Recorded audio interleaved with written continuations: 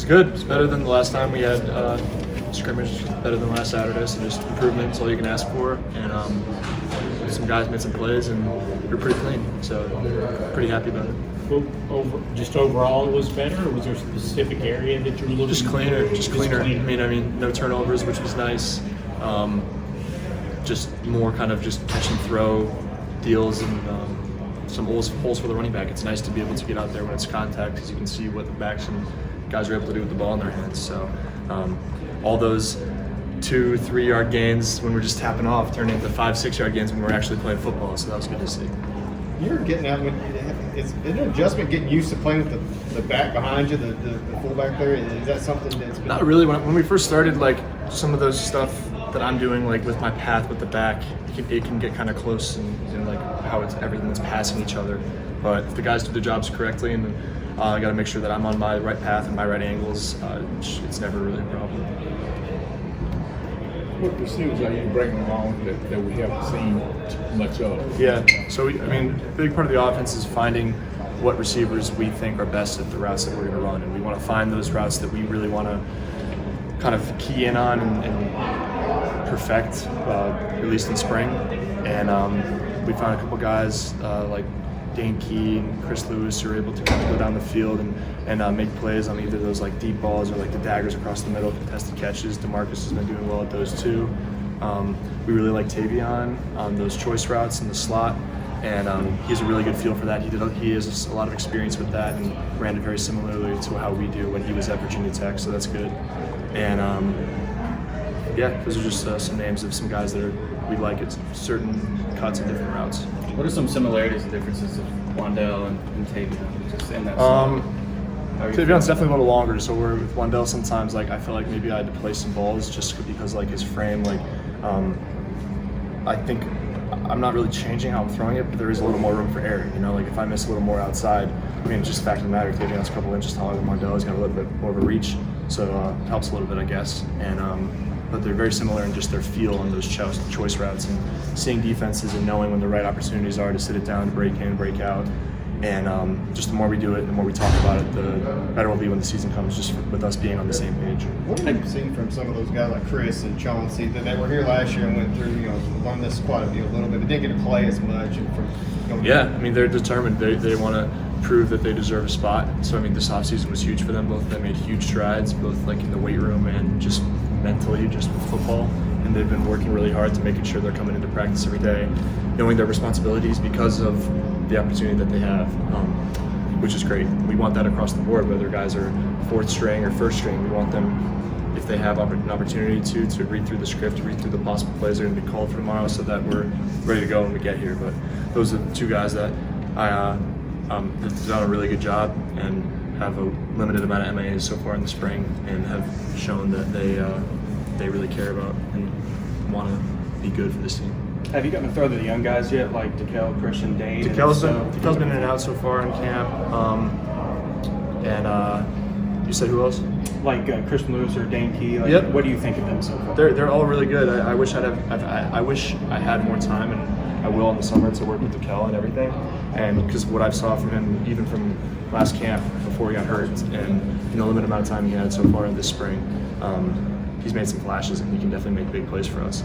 So, but other than that, Chris and Dane have both really made huge strides, and those are the two names that we're really bringing along, and hope that can be big players for us. What difference does a healthy Keaton Upshaw make for you, having that kind of target? Yeah, it helps a lot. I mean, we have really good tight end room, and it's easy to forget sometimes that we don't have Isaiah right now too. So like, even though we're going out there and doing really well in our 12 and even 12 personnel, where the two tight ends on the field, Bates and Keaton, have been doing a really good job, and then also even Jordan Dingle and Dylan Wheatley, even the younger guys or the other guys, have been able to go in and operate. So it's good to see that. We're going to have a good group of 3-4 solid tight ends that I'm confident in. But it's good to see Keaton out there playing because I didn't get to play with him all last year. So he's got a good feel, and we just got to keep bringing him along. Coach King a couple of weeks ago talked about physicalness and your ability to run.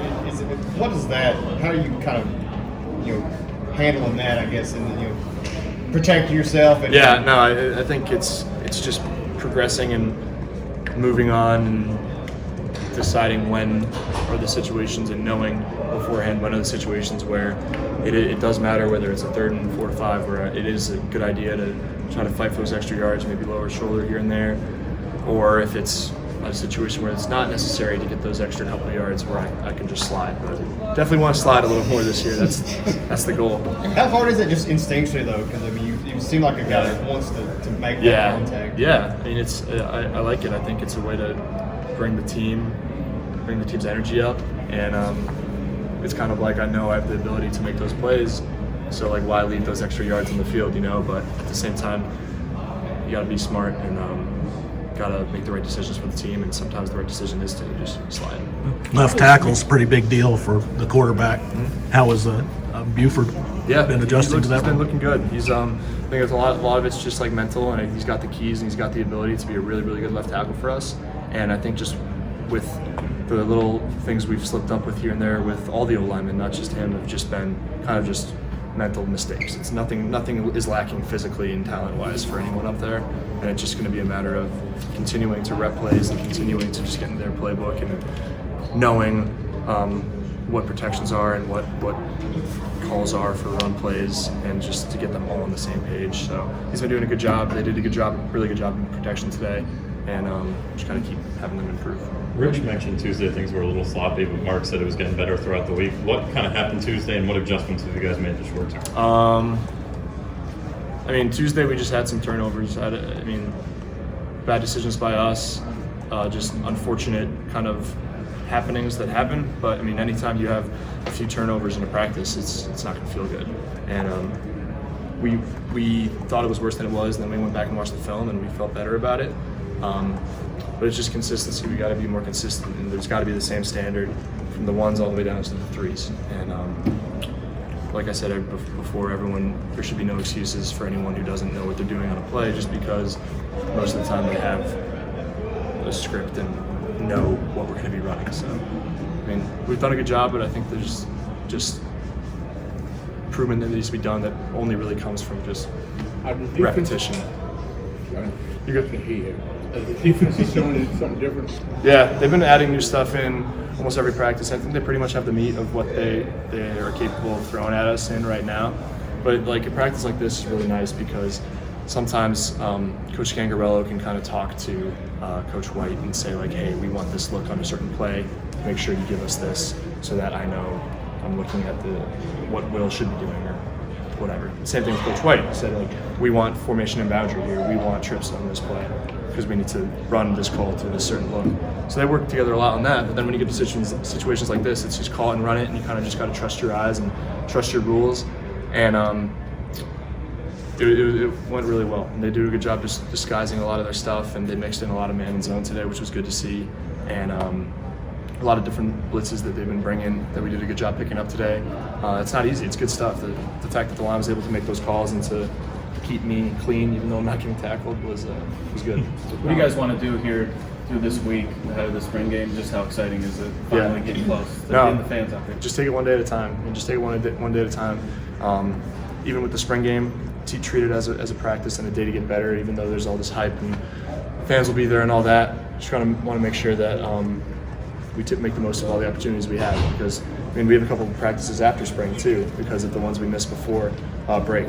So just my goal for the offense and my image for the offense for the spring game and forward by the end of spring is just for us to just feel clean, feel that we can call a play, go up there, run it without any MAs on a consistent basis. And we're almost there, but it's just a couple things here and there, like a couple today where just kind of mental things that can't happen come the regular season. And I just want to get closer to that. You know, a year ago, you were transferring from Penn State and trying to find your footing here. Yeah. To yesterday, I mean, you're turning scouts' heads. Like, emotionally for you, like, what is that like to kind of, like, reflect? And I'm guessing you're in the throes of spring, but still, like, to reflect on that year-long journey. Yeah, it's cool. I mean, I'm blessed. It's just kind of did what I thought was the right decision and went with it, and it worked out. And just try to do what's best with whatever's given to me, and sometimes things just work out that way, I guess.